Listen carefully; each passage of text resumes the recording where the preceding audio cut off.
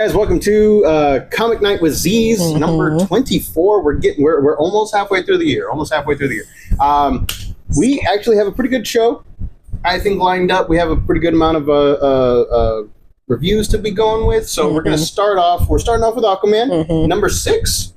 Yeah, Aquaman number 6. All right, now I know how. For those of us that are for those of you that are just joining us, we kind of tier our stuff, not really in a grading way, but in an how much we can go back and reread this. How much do we enjoy reading this at this point?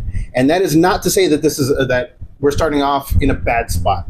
Nothing this week has been a miss for me, except for one thing that I'm like kind of nitpicky about, but we'll get to that in a little bit. Starting off, Aquaman number 6. Fantastic artwork, like always.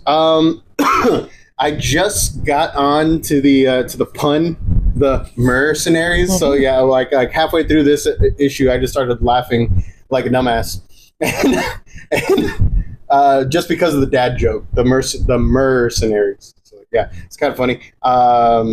It doesn't really add anything to the story except what a twist ending. I'm not going to tell you who pops up, but like I would never have seen that coming at all, and it was like, wow, I kind of like this. You know what I mean? I grew up watching Super Friends. Yeah, like I mean, the character is cool, but it didn't add anything to me. Like this one to me is very like forgettable. Really? I don't remember much from it, and I just read it a few minutes ago. It is true. Like it's that's why I put it down here. But it is. I'm with you on that. I'm with you on the ordering on this one. It didn't really add to the story. Yeah. Yes, we know Dagon is a douche. We know Dagon's evil, and now we got like zombies that we kind of saw in issue 2. So now we're retreading something without having to add anything to the story aside from the twist ending. And honestly, this while I'm gonna give it a 3 out of 5. Okay, I'm Aquaman number 6, a solid 3 out of 5. I just don't think that this issue is as important as maybe issue 5 or possibly even issue 7 whenever it comes out. Yeah, because the very first issue left off on a huge question that hasn't really been explored at all since issue 2. You know what I mean? So it's kind of starting to wane on me. You can only like slow burn for so long, especially underwater. So it's I'm still giving it a 3 out of 5, but barely a 3 out of 5. Like I guess I'd say a passable 3 out of 5.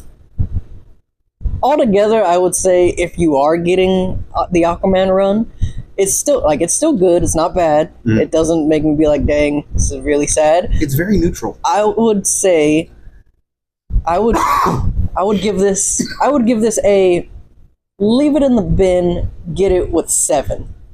So that way you can read 6 and 7 back to back, because I do feel like if you read this, there might be like something of like, oh man, I waited all this time for this. It's not bad, but it's like at that level where you're like, it's not as good as I was hoping. It didn't really add anything until that last page. So like, wait for 7 to come out and then get it. If you can leave it in your bin, like if you are subbed to this, just leave it in the bin, get some other stuff that's in the bin, and then when 7 comes out, get 6 and 7 at the same time.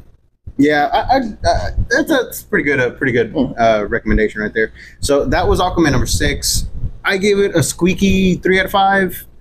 You gave it a passable 3 out of 5. All right. So moving on to Robin and Batman, Jason Todd, number 1, new miniseries. It's going to be a 3-issue miniseries. Forget who wrote it. Let's see. Lemire and Dustin Nguyen. Dustin Nguyen's on artwork, so this artwork is throughout the entire especially like the back the interior here. The back is pretty cool looking. Dustin Nguyen has that type of artwork that doesn't really work for everybody, but I greatly enjoy it. To me, it kind of feels like a storybook a little bit. Kind of. It does feel very like like kids storybook type. Yeah. Just a little bit more grainier. A little bit, yeah. There's some grain over this. So the artwork to me, I greatly enjoyed the artwork from Dustin Nguyen. Lemire's writing. Jason Todd is the angsty, like, preteen Robin that you all know and love from way back when. And it's detailing one of the earlier missions that he took on with Batman. And like I said, it's going to be a 3-issue miniseries, so it's not going to drag on for too long. I do not enjoy how they portrayed Alfred in here. And to me, like, this is my own opinion. To me, Alfred is the one character that you have to get right in the Batman stories.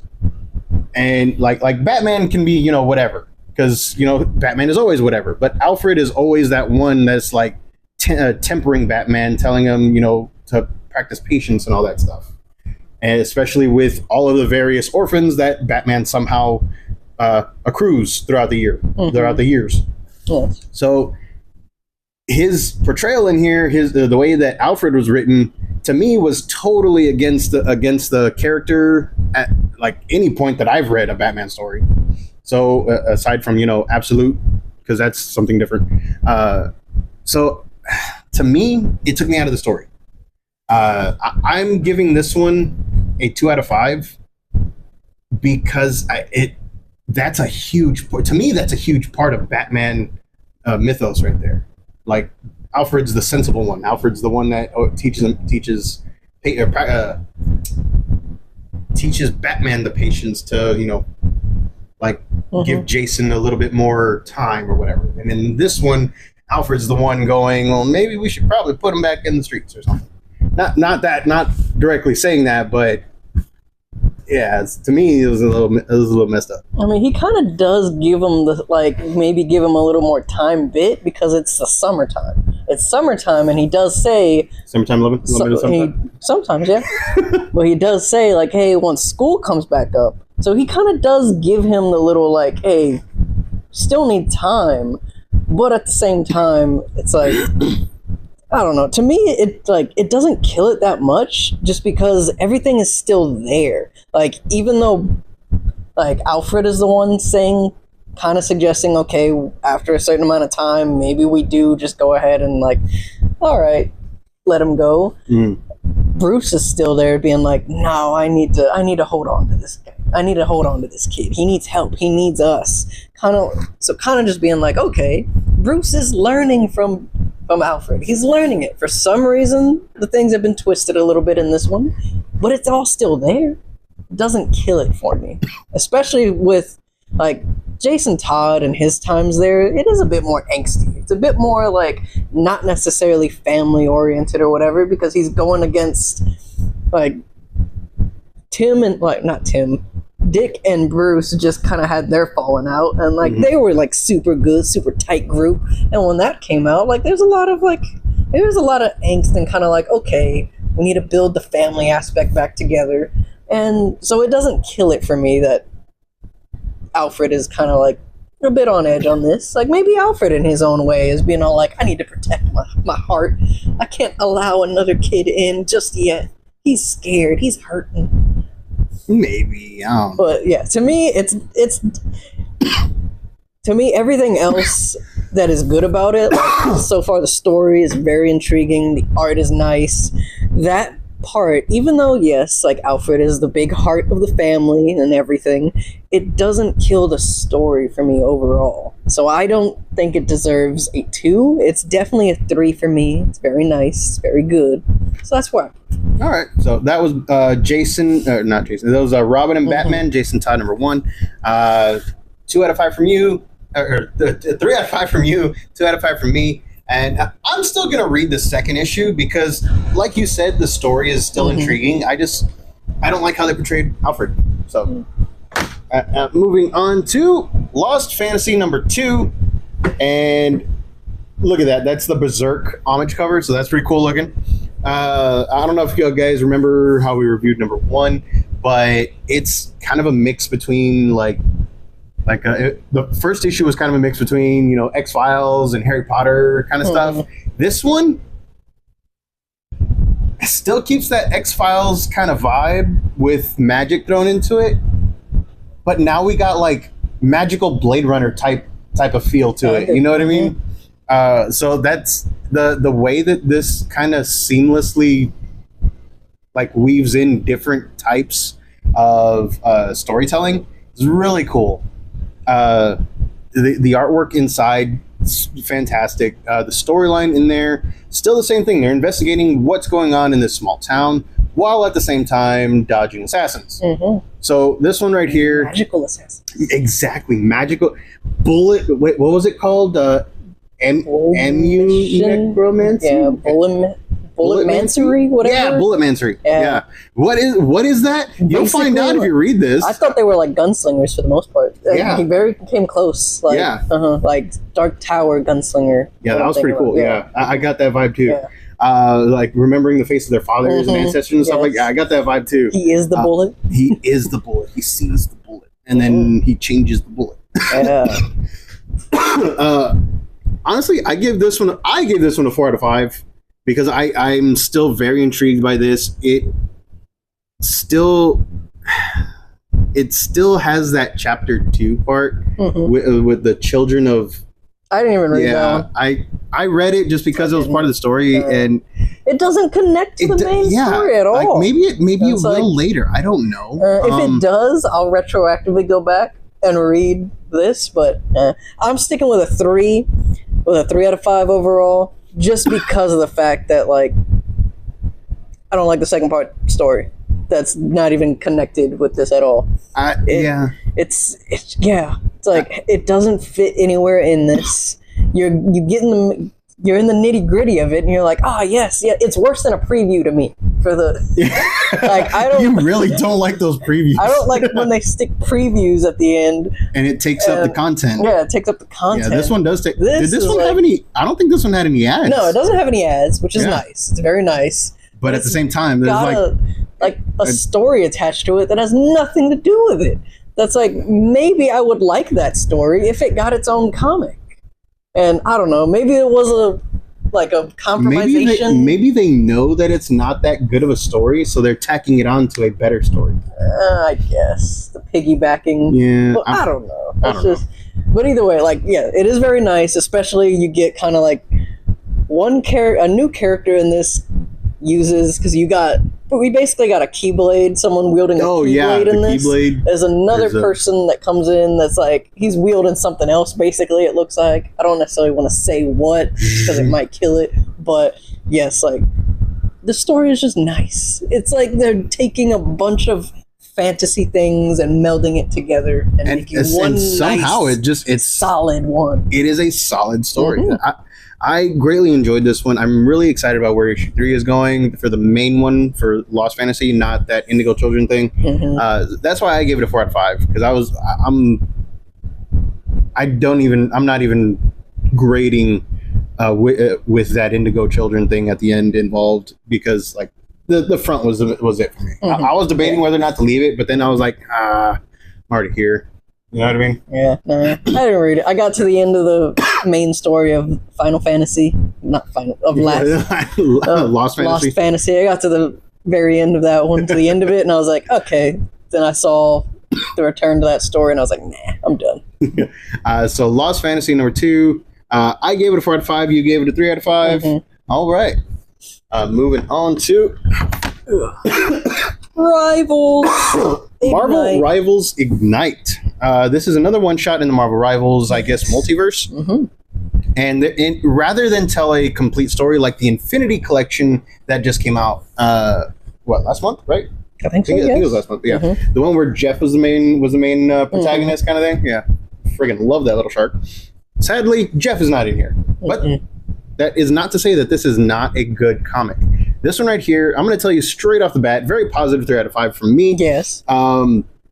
It has 3 separate stories in there. The first one is written and illustrated by Peach Momoko. That is actually the cover artist. This is the cover artist. Told in gray tones and splashes of color. And honestly, I love whenever I get to read a Peach Momoko comic, because she always does such wonderful artwork and weaves it directly into the story. This one, the first one from her is, was it Psylocke? It was Psylocke, right? I think so, yeah. Yeah, it was Psylocke versus Venom. And the way that they portray her universe, or this version's universe, is very fantastic. Very feudal, very Oni, very Japanese like mythos. Shaolin stuff. Yeah. Well, isn't Shaolin like China? Maybe. It kind of blended like Western spaghetti with traditional Japanese folklore kind of stuff. And it was fantastic. The second one in there was Penny Parker versus the Punisher, and that one was a mixture of cute and funny. Still, there's not much color in there. It's told in shades of blue and black, which is a little weird, but it makes it pop. Basically, Punisher gets, tricked like always because he's the Punisher, and Penny is there, and she has to defend herself and the town and everything like that. And it's cute, it's funny. And then the last one, what was the last? The last one was that was the Magneto Dagger, one, right? Because who's the singer? Oh, Luna Snow and Hela. Yes. Luna Snow versus Hela. I was reading another like short comic that was Magneto and Strange. Yeah, that's that. Like I got them confused. But yeah, the last one, Luna Snow and Hela, is the one that actually ties into what is possibly going to be the new crossover in the actual game. So that's kind of cool. And it shows Hela and Luna Snow going toe to toe, and the little fight, the little conversations and everything. They're really good.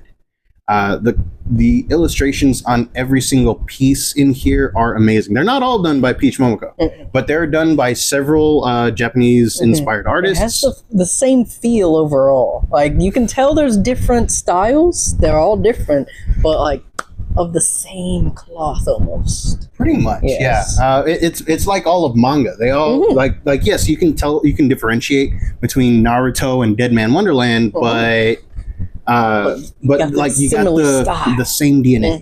You know what I mean? Essence. Yes, exactly. So I gave this one a solid 3 out of 5. Yes.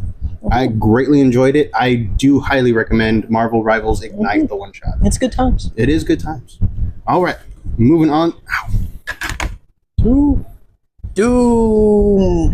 One World Under Doom was this number 5, right? Yeah, number 5. Number 5. And I didn't use the T-Rex one. There is a T-Rex cover from Ken Lashley for this issue, and I highly recommend going and find it. Hasn't there been a cover? There's been a Doomosaurus Rex. Yeah, for like every single issue. Yes, there's been a Doomosaurus Rex for each issue, and I don't know why they specifically chose that one, but yeah, I loved it. Anyway. This one picks up exactly where issue 4 left off, where Doom, broken, bloody, darn near beaten to death, is has summoned the various heroes that he kind of like magically renditioned, and brought them back to fight against a common foe, Dormammu. Yes.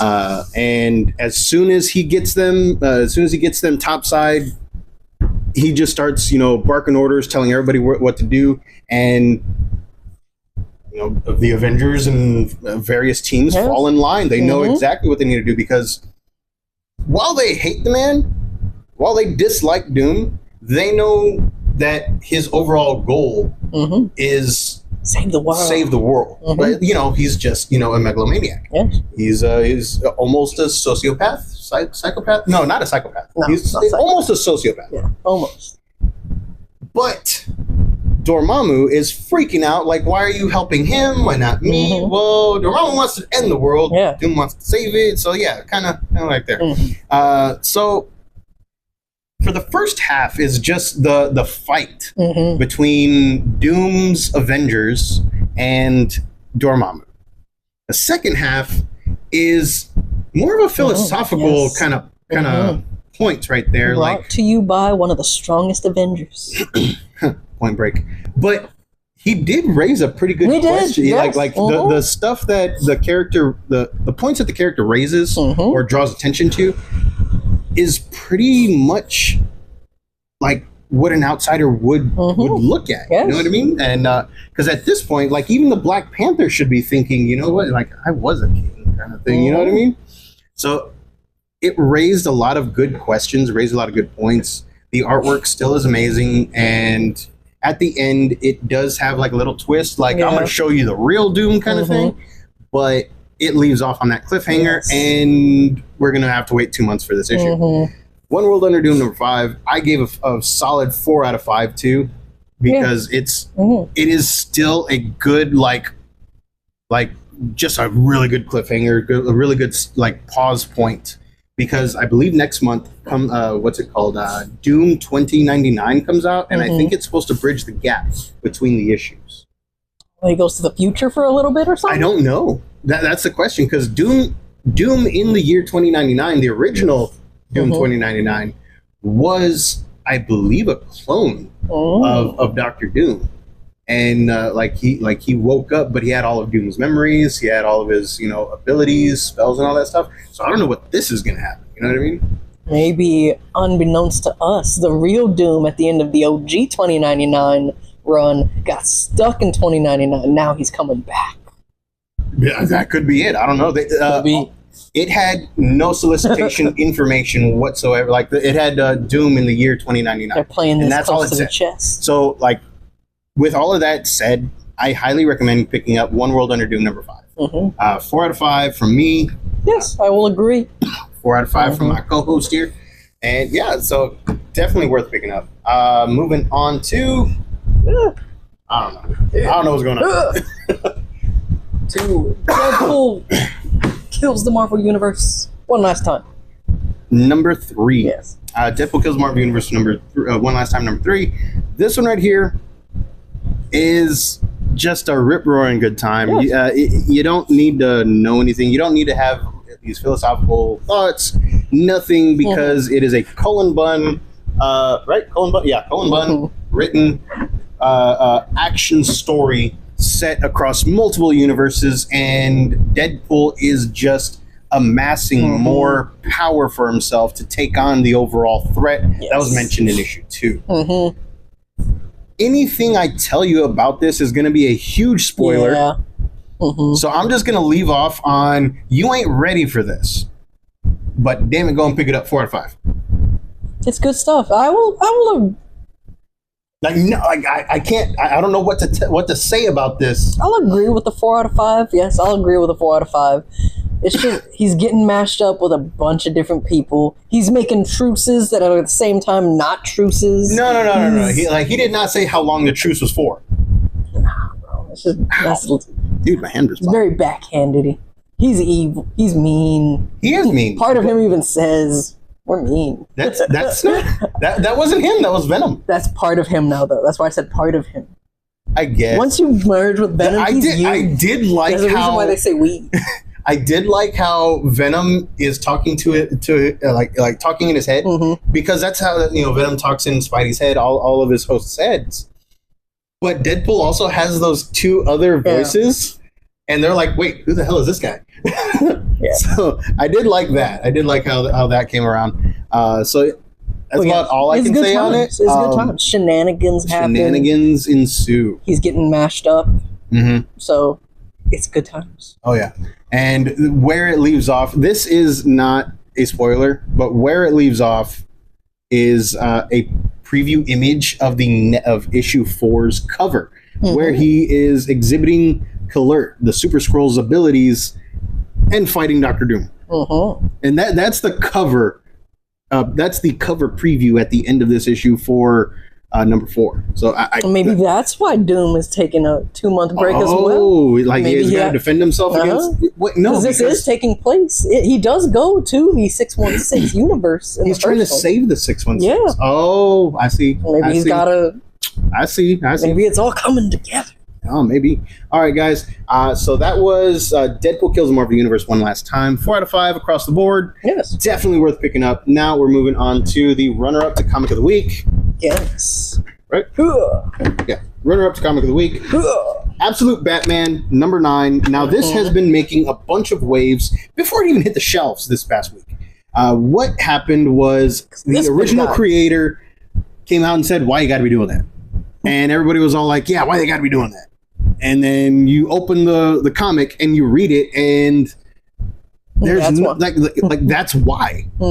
This is not your typical Batman story. Bane. This is not your daddy's Bane. Exactly. This is not your typical Batman story. This is not your typical Batman universe. This is a universe twisted by Darkseid and the Spectre's twisted machinations, right? So nothing is what you think it's going to be. This one right here, I like how they kept Bane's intelligence. He is a master strategist. Yes. He's very eloquent. He's very polite. He's just going to murder you while he quotes Socrates. Yes. And to me, that's Bane. Like at the height of Bane's popularity, that's what he was. Like, he was smart, he was strategic, and he knew exactly what to do, what to say in order to get the point across. You don't become the man that broke the bat by just being strong. Exactly. No, you got to outsmart the man, and he did in a lot of ways. So this one right here, I'm glad that they kept his intellect in the Absolute Universe. Batman has been on the warpath ever since his friend Waylon Jones, aka Croc. I don't think they used Killer Croc. No, he hasn't killed yet. Okay, yeah, exactly. He's aka Croc. Yeah, he's just Croc. So Waylon Jones is missing one of his best friends because, as you know by now, in this universe, all of his rogues galleries are his best friends. Yes. So Batman's been on the warpath trying to find him, and we get a little glimpse into Arc M. We get a little glimpse into the backlog, the backstory of Gotham. And it kind of suggests that somebody may have found a Lazarus pit, because a company has been around since the late 1800s that is still there today. Or, like, I don't know what's been going on with that whole baby suit thing with the Joker. I don't know what's going on there. It's all crazy. We've kind of like they kind of just put her under the rug or whatever. But yeah, so this one, the action, the drama, and remember how I told you that this feels like they're gonna turn his rogues gallery into his version of like Team Arrow, and become Team Batman. Like, dude, it's friggin' Team Batman now. Come on, and it's not like Nightwing or whatever. It's a bunch of people in the chairs kind of thing, or behind the scenes getting information and stuff like that. This one really lays the groundwork for a lot of stuff to come, because like Alfred's got a little monologue here that be very suggestive, especially with a certain character in here. It kind of suggests that Alfred may have been bros with him beforehand. Yeah. And then my personal favorite, even though it's just a little tiny panel, you got a little bit of knowing that, hey, this person, he is out there. He's out there. You do have some Easter eggs in here. My favorite one, it was the panel right above yours where he's going F Batman. And that was an Easter egg right there, and then underneath was the Easter egg that made the Easter egg. So that was kind of cool. So yeah, there's this one right here has a bunch of Easter eggs and whatnot in there. I highly recommend it. I gave this one I give it a 5 out of 5. Okay, I gave this one a 5 out of 5. Yeah, I can agree. It's a 5 out of 5. It's very nice. I'm not gonna lie, man. It was hard picking my pick of the week between these two comics, but I mean they both are really good. But I can agree with the one that is number one, just solely for the fact that had the laughs. It's very cute. The story is nice and interesting, and I remember a lot from it. I remember so much from it. It sticks with you. Yes, it moving does. On, comic of the week. Random, came out of left field. Trinity, Daughter of Wonder Woman. Yes. Number 1. It's going to be a new miniseries. I believe it's six issues, right? Does it say on here? I don't know. It does not say on here. I guess good old Leslie. All right, so or Lizzie. Yes. All right, so Tom King, Bella Ortega are bringing their backup stories and making a brand new miniseries based on Elizabeth Marston, aka Elizabeth Marston Prince, aka Trinity, aka Wonder Robin and Wonder girl. She's got a lot of names. Yeah, all right. But this right here is a time travel shenanigans where everybody has been turned into super corgis. I don't know how. They haven't exactly explained how that everybody is a super corgi at this point. They allude to it. They don't never come out outright and say. She does a good enough explanation. It makes sense when you think about it. Yeah. Okay. Yeah. But I'll leave y'all guys to figure that one out. But when I say time travel shenanigans, you have little Lizzie meeting teenage Lizzie meeting grown up Lizzie. All right, grown up Elizabeth. I don't know how grown up she actually is, but like by the time she gets to Trinity, she's in her early 20s. She's not grown up. She's just older. Older. Yeah, I loved it. So much of the story is told from the perspective of the youngest version of Elizabeth, little Lizzie, Wonder Girl, or Wonder Robin, whatever you want to call her. She kind of finds herself talking to Pariah. Now, if you don't know who Pariah is, he's the guy that unleashes the Anti-Monitor and is forced to witness every death of every universe. And somehow Lizzie just like pops in and says, "Hey, what's up?" And her interactions with him are just super cute, and she tells him the story of why she is there. She catches us up to speed. Yes, she does a pretty good job delivering the well, now you know. Middle-aged, like teenage Elizabeth. She's headstrong. She thinks that she knows what she's doing, but she doesn't know what she's doing. Like, most teenagers. Grown-up Lizzie is she's trying to be Wonder Woman. She's trying to be, the princess, all that stuff. So she's got more responsibility, and she's interacting with both of her extremely immature younger selves. And I am here for it. I friggin' loved because it's all great. It's great time travel stuff. It's like the middle one, the older one, is kind of like, yeah, I remember this day that I was sad, so I figured I'm good enough now. Like, no one was there for me then, but I could be there for myself. I know enough. Goes back to help comfort herself. But in the middle of it is kind of like, oh, well, dang, I actually don't know what. Like she just ended up making it worse. I don't know what to do. And then she's all like, but I know who would know what to do. My older self. And so they go and find the older. It's tremendous. It's like you would expect yourself. You're like, I'm older. Of course I would know what to do now. And the inciting thing was going back in time to, like you said, comfort the youngest Elizabeth. But why she needed comfort is actually pretty sad. Like this is a fantastically funny comic set to a dark premise. Yes. Elizabeth doesn't know her dad.